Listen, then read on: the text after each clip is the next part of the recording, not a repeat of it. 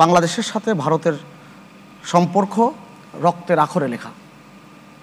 এটা যারা অস্বীকার করবেন তারা ইতিহাস থেকে অনেক দূরে চলে যাবেন।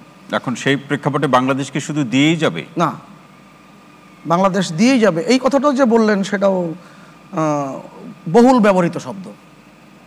বাংলাদেশ দেওয়ার ব্যাপার না। আপনি বলেন তো 2015 সালে যখন ছিটমহল বিনিময় হয়েছে তখন যেই ছিটমহল 1111টি ছিটমহল ভারতের ছিটমহল বাংলাদেশে এসেছে, বাংলাদেশের 51টি ছিটমহল ভারতে গিয়েছে এবং 17,000 বর্গ কিলোমিটার জমি আমরা বেশি পেয়েছি। জি, অনেকে বলেছিল যে সমুদ্র সীমার বিরোধ নিষ্পত্তি কখনো হবে না,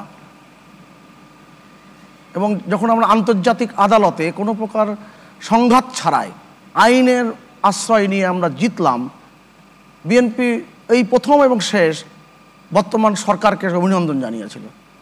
7 ঘন্টা পরে সে অভিনন্দন প্রত্যাহার করে নিয়েছে। আমি কেন বলছি রক্তের আখরে লেখা? 1 কোটি শরণার্থীদের আশ্রয়, সেটা সবাই জানেন, আমি আর ওখানে আলোকপাত করছি না। সেটি তো অতীতের প্রেক্ষাপট, কিন্তু এই যে চুক্তি বা সমঝোতা সেটা আগামীর দিনের ক্ষেত্রে কতটা সুফল বয়ে আনবে? রাজনীতি সেটি তো জায়গাটা তো আছেই। সুফল বয়ে আনবে বলেই তো এইভাবে বাংলাদেশ ভারত একসাথে এগোচ্ছে।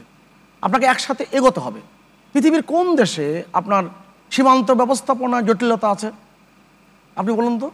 আপনি যান একই জায়গায় একই স্পটেই 3টি দেশের কিন্তু লোক ঘোরাফেরা করছে।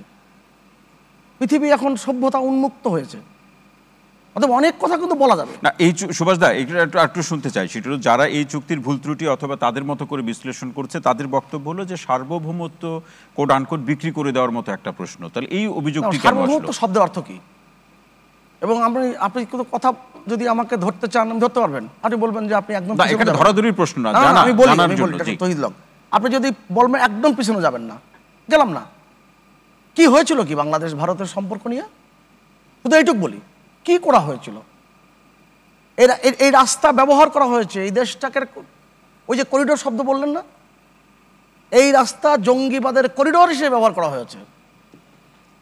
বর্তমান সরকার সেটা করতে দেয়নি বলেই মাননীয় প্রধানমন্ত্রী মাঝে মাঝে বলেন যে ভারতকে আমরা অনেক দিয়েছি। এই একটা নিরাপত্তার যে বিষয়টি, সীমান্ত ব্যবস্থাপনায় আমরা সহায়তা করেছি, তার বিনিময়ে আমরা কি পেয়েছি? একটু আগে উদাহরণ দিলাম।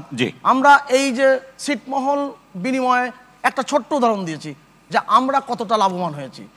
আমরা লাভবান হয়েছি।